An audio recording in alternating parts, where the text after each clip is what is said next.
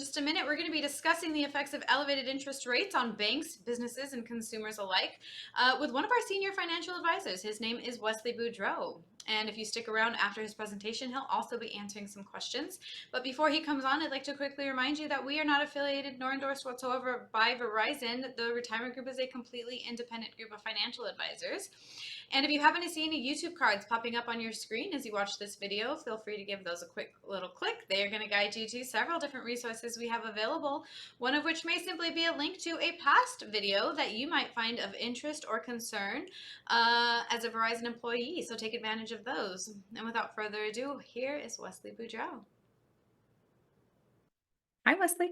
All right, thank you. Appreciate that introduction, Samantha. And like she said, we're going to be talking about something a little bit different than what we're used to talking about. Usually we go into company-specific details, but we're going to talk about kind of the economic conditions in general, what we're potentially seeing here for 2024, some of the headwinds, some different job situations we've already seen happen. And then we'll also talk a little bit about the banking crisis last year, not crisis, but some of the banking issues last year. And some of those are continuing, it looks like, unfortunately, this year as well. So jumping into it, again, like I mentioned, the current landscape, we're going to go through that. We'll talk about the interest rates and kind of impacts of what we'll see with the Fed reserves, whether they're going to continue to keep the rates steady. Are they going to drop those? What's the likelihood of that dropping? What's the likelihood of a potential recession versus soft landing? But right now, there's a lot of headwinds still we're looking at for the economic future for 2024. Some of those different things would be, again, the monetary policy. We've seen those rise in interest rates over the last year and a half or 2 years or so. Honestly, kind of quite surprised we've had more of a soft landing so far. And a lot of that's because of some of the different, pent-up demand post-pandemic. There's still been, even though there's job cuts, there's also job opportunities scattered across America still. What we'll see is it feels like we're slowly kind of trickling through that monetary policy. So we should still see some potential slowdowns, but hopefully not a recession here. There's still obviously geopolitical risk, dealing with Russia, China, Middle East situations. The consumer, given all these interest rate increases, the inflationary pressure we've seen, has been fairly resilient so far. We may see the consumer start to bend, hopefully not break, but bend and be a little bit more cautious about the spending. But hopefully the goal is that that inflationary pressure has kind of slowed down. We'll talk a little bit about that later. But it doesn't mean that we haven't erased the the rising costs that we've seen over the last 2 years or so. And again, like I said, unemployment is a little bit higher. It's expected to be a little bit higher, but still well within long-term averages. So that's still a safe situation. But we'll talk a little bit about some of the job cuts we've seen recently and some that may be coming forward as well. And then, housing situation, we've seen a pretty big drop in that over the last 18 months or so. I think about 30 to 40% drop, given obviously the rising interest rates. Those rising interest rates also are affecting the commercial real estate market, which is going to be part of a discussion we'll have a little bit later here, and how that's affecting mostly regional banks, because it's usually regional banks that will lend out money to commercial real estate development. But right now we've got, I think it's about close to 500 billion that's actually coming due in this year for where the rates will be reset. So a lot of that's going to be a situation to look into as well. The Federal Reserve, their job is to obviously create that soft landing, which, like I said before, they've actually done a pretty good job. And a lot of that has been with the help of, like I said, pent-up demand, supply chain issues, where usually what we'll see is rising interest rates will affect, the auto industry, but not quite as much because we've had pent-up demand because there was a lack of supply back during the pandemic. So a lot of these things are kind of, coming into a situation where we may see some adjustments and some of those monetary policies finally trickling in. The goal for the Fed is going to be to actually try and, again, create that soft landing. Right now, they've got the Fed fund rates target at that 5.25% to 5.5%. We will see if they lower those in the coming months or so. Expectations are that we should start to see a reduction in those interest rates coming around the summer months or so. A great tool that's actually used is a CME Group puts out a tool that gives you the essentially what it does, it runs the futures market and the interest rates. So it's taking a look at what traders expect to happen. And so far, it's been fairly accurate as far as the Fed almost using that in order to make their decisions, because they're seeing what the market wants and what the market expects. But right now, we've got, I think it's about a 97% chance of no changes in the next March meeting. Then that's going to change to, I think, about 70% chance of no changes or so in the May meeting. But then we get into the summer months in June and July. It's actually flips. There's actually about a 70% chance or so of them starting to drop rates in June, and it goes up to, I think, close to about a 90% chance last I looked, maybe 80 or 90% chance of them starting to drop those even more in the July months. So this could be good, it could be bad. The target is usually 2%, and what you're going to look at is the Fed wants to keep that target around 2%. But again, that doesn't negate anything that's happened over the course of the last couple of years. That doesn't reduce prices. That would be deflation. So again, if you had the cost of a hamburger was $5, and let's say if it went up 10% for 2 years, let's say that went to $5.50, then a little bit over $6. Even if inflation stopped, you're still paying 20% more, $6 for a hamburger that cost you $5 2 years ago. So keep that in mind. The goal or the fear is you want to continue and avoid a recession. But a lot of times when interest rates start to decline, especially if they decline significantly, that could be a sign that a recession is around the corner. Historically, we've seen this when interest rates drop, we tend to see a recession afterwards. But again, we'll keep a watch on that, and hopefully, again, the Fed does their job and there's a soft landing here. So another thing that we've seen is some different issues with the job markets, different layoff situations. We'll talk a little about the New York Community Bank, their crisis they're going through here in the first quarter of 2024, and some of the factors that led to that, and how that could be some factors across the board for other situations as well. But right now, we've seen tens of thousands of job cuts already in the first quarter of 2024. A lot of this is coming from the tech and media sector, and a lot of it actually is, you could say is induced from the growth of AI. Actually, there was a study, I think it was about 900 different firms and those that are responsible for recruiting and hiring said about 4 out of 10 said that they're either looking at hiring freezes or reductions because of the potential that AI has already brought on board for them. And you're also seeing a rising trend of I shouldn't laugh at this, but a rising trend of people actually documenting their layoffs.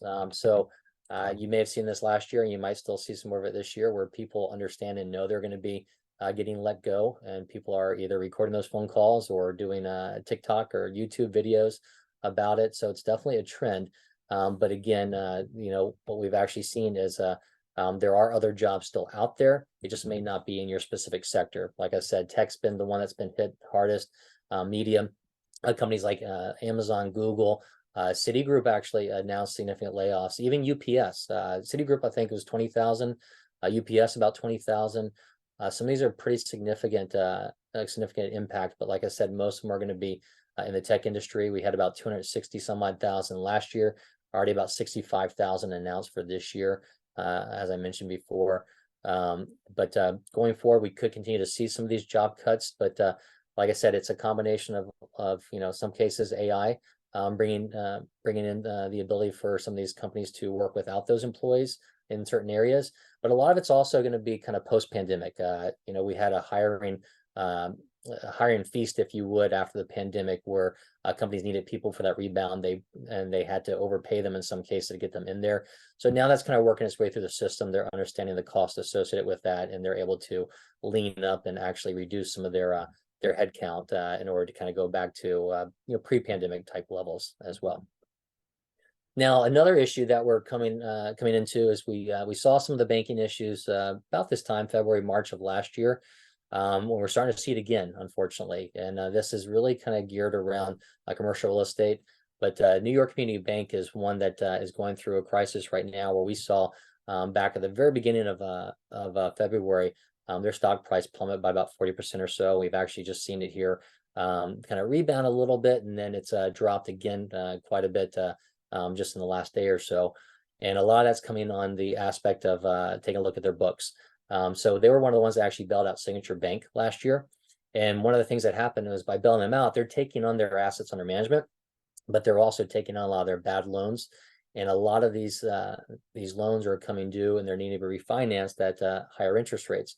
But one of the biggest issues was because they took over this bank, took over Signature Bank, they brought in their assets. So what that did, that rose their assets under management. And by getting over 100 billion, that also rose their requirements for the Federal Reserve, and as far as what needs to be kept in reserves. And so that changed a lot of different factors for that company. And but it was as easy, I mean, excuse me, as recent as January, where they're paying very high dividends and everybody had them tout it pretty well. And then, once these started coming due and we're starting to see this, then you're seeing it take effect. Now, again, there's a commercial real estate leading to a lot of this, and usually it's regional banks. So we're not seeing this, amongst the big national banks, but again, it could trickle in as we see more of these loans reset coming forward. I think I talked about some of this already here. Again, a significant portion of their portfolio was in commercial real estate loans, and those refinancing situations are driving some of this. But they've come in and they've had to readjust, and they've had to increase equity or have a call to increase equity. And again, similar to, just to kind of hopefully calm some fears, similar to what we had last year, a lot of it was driven by interest rates. It didn't mean that the banks were necessarily insolvent. It just meant that if there was a bank run, and I think of It's a Wonderful Life when I think of something like that, but if there was a bank run, then they wouldn't necessarily have all the assets available in order to pay out immediately. They'd have to sell some of their assets, and by selling some of those assets, they would sell them at a loss because interest rates have gone up and they're higher, which would reduce the what somebody would be willing to pay for one of those assets they have that maybe paid lower interest rates in the past. Okay, so we'll see if this kind of trend factors in the rest of the year or so. Hopefully it does not, and hopefully it's going to be mitigated. But like I said before, in looking at this, going back in January, New York Community Bank was touted as having a great dividend. I think it was maybe 7.9% or something like that, and touted as a great value buy. And then fast forward just a couple of days later or so, that we saw that precipitous drop, and then a lot of people said, it's an even better value buy. But now we've seen it drop even further. So in summary, just be very careful about individual stock investing. Again, the retirement group, we focus on value investing. You can look up one of our webinars to go over that, or give us a call. We do tend to focus on margin of safety, trying to protect the principal in the stock portfolios that we do run. But you want to make sure you're diversified. You want to make sure that if you are looking at individual stocks, you do your research and do your homework. Even then, you may not have all the information that you need. And you need to be focused on staying resilient in different times like this. I'm not trying to paint any, doom and gloom picture. Chances are it looks like we're going to kind of transition through this fairly smoothly. We've actually had a fairly decent run or increase in the S&P 500 here so far year to date. Typically in the fourth term of a president cycle, we tend to have muted growth. So we may see kind of just ebbs and flows here into the election, but obviously, depending upon your take on the election, we could see some different changes leading up to it or post-election as well. But the best thing to do is go ahead and review your overall portfolio and make sure that's in line with what your goals are. And the best way to kind of run those goals is not just say, hey, I'm a risky investor or I'm conservative, but it's to actually run a cash flow analysis or a financial plan. Right now, about 3/4 of Americans over 50 don't even have a written plan. One of the things we do provide at the retirement group is a complimentary cash flow analysis, especially beneficial for those of you that are maybe a couple years out from retirement or 5 years out from retirement. You want to see, hey, am I on the right path to retire? Can I retire when I want to? Should I increase my savings? Do I have to decrease my spending in retirement? We can go through all those different aspects. And once we have that answer, that can then lead into, okay, how should this portfolio be allocated? Should you make any changes in your 401k? Are there better options in an IRA? We can go through all those different choices with you, but it's best to get a plan together to do that first. Now, I know we kind of jumped in the update and left some of this information for later, but again, for those of you that do not know who we are, the Retirement Group, we are an independent financial advisory firm that focuses on working with mostly Fortune 500 companies and helping their employees transition into retirement. A lot of these companies, our advisors work specifically with maybe only 3 or 4 or 5, so we have a deep understanding of your specific benefits plans. So rest assured, if you got questions, we can go through everything from the pension, the 401k, healthcare retiree medical benefits, life insurance continuation, things like that, and make sure that you understand as you transition how you can maximize those benefits from your specific company. We do have offices throughout the country, so we can probably accommodate you in person, but obviously this day and age, it's very easy to have a lot of web meetings or phone calls, whatever your preferred communication is.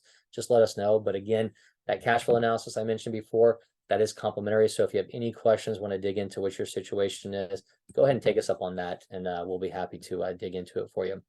And I'll see if Samantha, we had any questions come through, but while we do that, I'll leave this up here.